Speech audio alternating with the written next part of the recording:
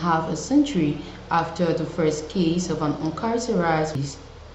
The mpox lead was first detected and identified by the NIFEL team at the National Reference Laboratory of the National Public Health Institute of Liberia, located in Charlesville, Liberia, among a pool of mpox confirmed specimens of mpox-infected persons from Sino, Lofa, and other counties in August and September 2024, as well as analyzed with specimens of 2023. With the geometric sequencing technology we acquired at the NIFEL, our National Reference Laboratory now has the capability to sequence an infection, the pathogen, and identify its genetic makeup for accurate characterization, said Dr. John, the NIFEL Director General who led the studies in Liberia that detected the mpox clade strain in Liberia. Board Zabayo, the former head of research, innovation, and development at the NIFEL, said for several years since the founding of the NIFEL after the Ebola outbreak of 2024, we could only detect but could not identify the genes of pathogens like Ebola, COVID-19, and many others. We can now. Mpox is a viral zoonotic disease that is harbored in animals and is transmitted from persons to persons mainly through direct contact. Symptoms include fever, headache, body ache, and large fluid-filled rashes seen all over the body. Mpox clade is widely circulating in West Africa, while clade is IV circulated mainly in Central Africa. The Africa Center for Disease Control and the World Health Organization declared an outbreak of Mpox virus on the 13th and 14th of August 2024, respectively, as a public health emergency of continental and global concern. As of August 2022-2025, Mpox National Incident Management System meeting the NIFEL reported 0 deaths in Liberia and 112 active cases as reported in the Epic Week Bulletin. U.S. Senator Jack Reed of Rhode Island, who recently visited the NIFEL National Reference Lab, praised NIFEL staff, saying, "We are impressed by the dedication of the scientists and the public health professionals at NIFEL. Your work is vital not only for Liberia, but also for global health security." Under the Africa's CDC's Research Prioritization Program and Liberia's National Genomic Program, the National Public Health Institute of Liberia has strived to link outbreak response with biomedical research, thereby focusing on genomic sequencing and establishing platform for diagnostics and vaccine development in Liberia. This breakthrough scientific development in Liberia comes 55 years after the Mpox virus was first detected in the country in 1970, when its genetic characteristic was unknown back then.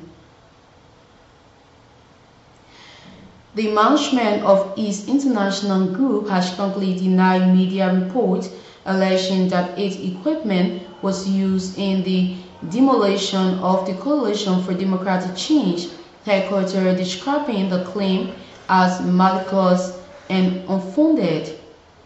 In a statement, the company rejected the August 23, 2025 publication by Shan Liberia, which suggested that an East International yellow machine was deployed by police during the demolition exercise at the CDC compound. We called on Shan Liberia to do the honorable thing by retracting this malicious report intended to tarnish our high-end reputation as a business institution. The statement read, "All logistics of East International are duly marked and cannot be used for any activities outside of construction work. CEO Karion Finn further disclosed that the company's lawyer had been informed and legal options were under review should Shine Liberia fail to react the report. East International is a reputable business institution and will not allow its name to be dragged into unfounded political plots, he stressed. The company has also clarified speculation regarding its ownership. East International Group is not owned by Senator Nathaniel McGill or any former government officials, but by private entrepreneurs both local and international. The CDC headquarters in Congo Town was demolished on Saturday, August 23, under heavy police presence, sparkling political backlash and widespread debates. In a landmark initiative to bolster governance and accountability within journalism and media in Liberia, the President of Liberia has unveiled a comprehensive policy framework that establishes the Office of National Media Coordination. The transformative office is designed to serve as a robust national support mechanism featuring centralized secretariat complemented by a network of regional county coordinators and county leadership from the PEL subchapters.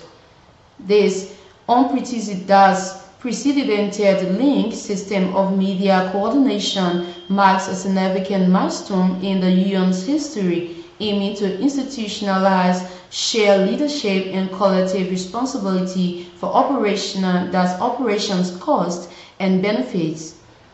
By enhancing the PEL presence and effectiveness across all 15 counties in Liberia, the initiative aspires to create a more impactful media landscape, develop a dedicated technical working group, and endorsed by media leaders nationwide.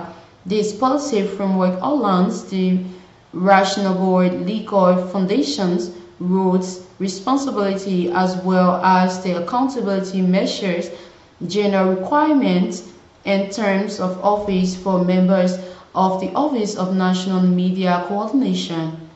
It also delineates the qualification for county-based leadership within the PEL subchapters to ensure the inclusive, competent, and responsible governance of journalism and media at the county level. In alignment with PEL national function, each PEL subchapter will act as the primary representative office within its respective county, serving as an umbrella organization for all journalists, media practitioners, institutions, and media-related associations. The subchapter will work alongside the county, that central secretariat and regional coordinators to facilitate the effective, active, and seamless operation of the PEL at the county level. In his announcement of the Office of National Media Coordination, PEL President Julius Konba emphasized the necessity of establishing robust internal structures to address persistent institutional weaknesses and to respond to the feedback from PEL members across Liberia. Historically, the PEL has faced criticism, justifiably or not, for being overly focused on Monrovia, lacking participatory and accountable leadership, and failing to demonstrate substantial impacts in the counties. We believe this institutional innovation will significantly strengthen the PEL presence in each county, advancing journalism and media practice for a better Liberia, and ensure the security and welfare of all PEL members, said Mr. Konba. With the introduction of this policy framework, the PEL leadership will promptly initiate the appointment of officers to the Office of National Media Coordination, encompassing positions within the Central Secretariat, regional coordinators, and the leadership of the PEL subchapters in each county. The West Africa Fashion Council has announced the appointment of Judah Morris, founder and CEO of JMK Production LCC, as president of U.S. chapter. Morris, a seasoned fashion producer, cultural ambassador, and PR strategist, brings more than 2 decades of experience in elevating African fashion on global stages. Through her platform, Runway International shows, she has showcased African designers, models, and brands across the United States, Liberia, Ghana, Nigeria, Sierra Leone, and other markets, building a reputation as a driving force for the industry. In her new role, Morris will lead WAFI USA strategy effort to expand manufacturing and distribution opportunities for West African fashion brands, strengthen diaspora connection to Africa's fashion economy, create platform for youth empowerment, scholarship and mentorship programs, and position West Africa as a global hub for creativity and innovation in fashion. I'm honored to serve as president of the West Africa Fashion Council USA, Morris said in a statement. West Africa has long been the heartbeat of that creativity on the continent, from Nigeria, Africa's largest country, to Liberia, the oldest republic with direct ties to the United States. Our region holds a powerful story that deserves global recognition. My mission is to amplify that story, empower our creativity, and ensure West African fashion thrives on every runway and retail market worldwide. The West Africa Fashion Council serves as a unifying body that advocates for designers, models, manufacturers, and cultural practitioners across the sub-region, while working to ensure that the global fashion industry recognizes and invests in West Africa's immense potential. NIMO Partners for Democratic Development has appreciated the government of Liberia through the Ministry of Finance Development Planning for publishing the Revenue Sharing Regulation on August 27, 2024.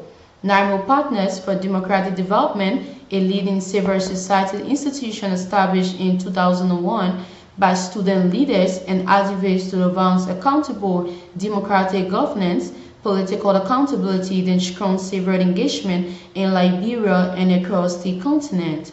Well, that's how we come to the end of this edition of K News at 2. It has been a joint effort from the News and Current Affairs Department of Cool 101.9 FM. Judo does join us today by 6 o'clock for another edition of K News. Bye-bye.